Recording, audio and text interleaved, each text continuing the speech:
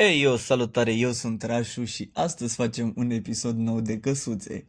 Mai exact, ce deschid, aia o să-mi fie inventarul, sau mă rog, al vostru. Nu uitați să folosiți codul Rașu, dați aici pe adaugă, dați pe refcod și scrieți cu litere mari Rașu. Și primiți $1 din partea mea și puteți să deschideți ce vreți voi cu dolarelul respectiv. Bun, haideți să trecem la video, deci... Avem aici weapon cases, pe asta o să le deschidem și practic noi o să facem un inventar din tot ce ne pică aici. Avem o singură șansă, doar că la M4 o să dau de 2 ori pentru că vreau să-mi pice un M4A4 și un M4A1S. Haideți să începem cu Deagle-ul.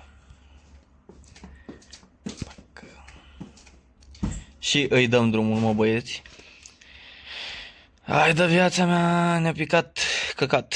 Ne-a picat un căcat de 0. Wow, 11 cenți. E bine. Am început foarte bine. Haideți să sperăm că avem noroc mai mare cu celelalte.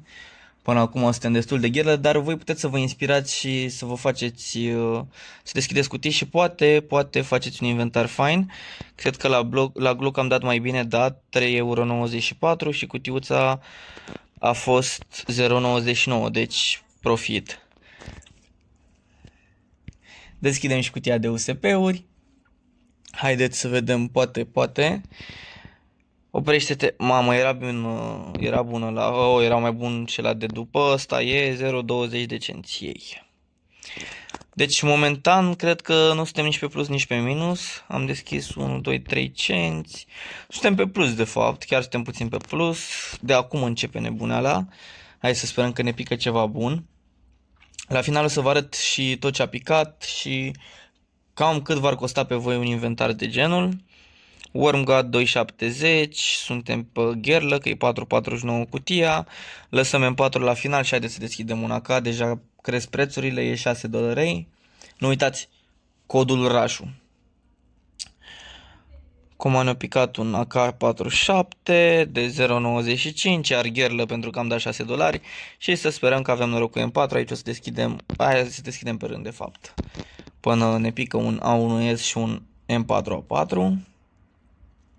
Ok, un Evil Daimyo, ăsta cred că e vreo $3, da, 3,38, bun, dar tot pe gherlă, pentru că a fost 5,49 cutia, dar hai să deschidem și un A1S, să sperăm că ne pică A1S, nu ne-a picat A1S, deschidem până pică, ok, vindem asta că nu ne trebuie, deschidem iar, și ne-au picat tot M4A4, oh, $9,90, vedeți?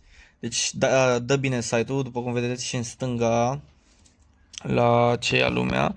Păi, dar chiar nu vrea să-mi pice un A1S, mă pică numai M4A4. Asta a fost gherlă. Dar bine, ne-am cam la bani, avem vreo 7749 balanță. Deci nu uitați să lăsați în comentarii ce cutiuțe vreți să mai deschidem. Și mi-a picat un nitro care cred că e vreo 3 € sau 7. Filtesi, dar asta nu era mai scumpă. Nu, mă rog, ne-a picat ce-a trebuit. Intrăm aici la mine. Și după cum vedeți, avem $11,73. Deci practic un inventar destul de ieftin. Dar cam asta ar fi: un Deagle Mother, un Glock Royal Legion, un Forest Leaves, un Wormgod, Uncharted, Nitro și Evil Daimyo. Bă, e bine, dar se putea și mai bine, adică $11 și noi am dat, cred că vreo 20. Se putea și mai bine, dar cam asta este inventarul. Hai să mai facem unul, să nu fie videoclipul prea scurt și să aveți și voi la ce să vă uitați.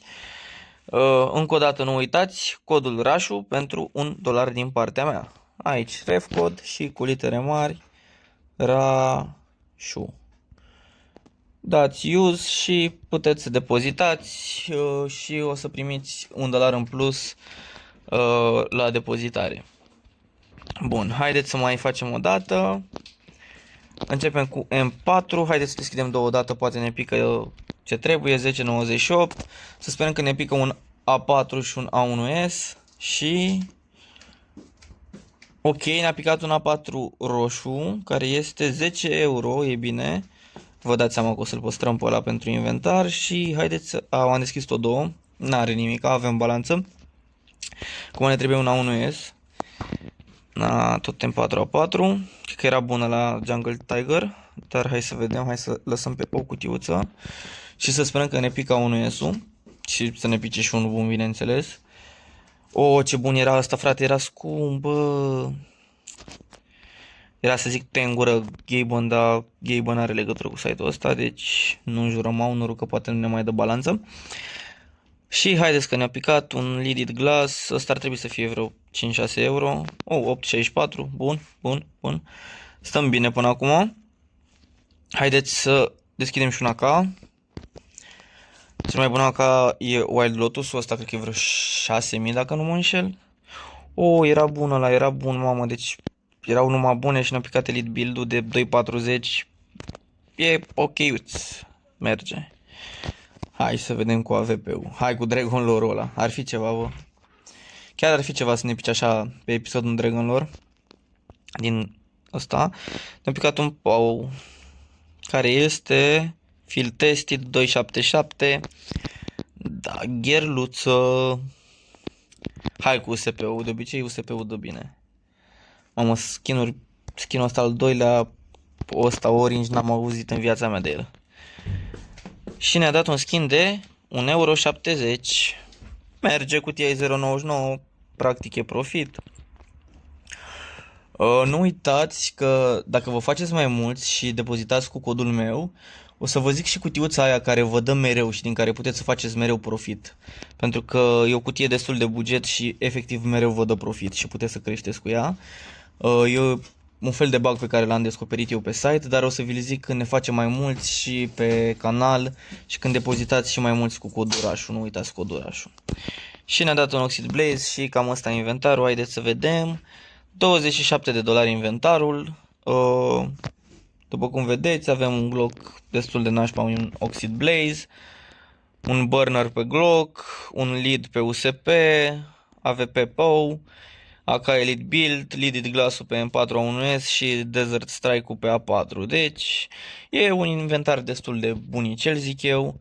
Cam asta a fost și cu acest episod. Sper că v-a plăcut. Nu uitați să dați like, share, subscribe și să comentați ce cutiuțe vreți să mai deschidem. Și dacă vă place ideea asta de videoclip în care vă fac inventare din ce pică pe site. La revedere!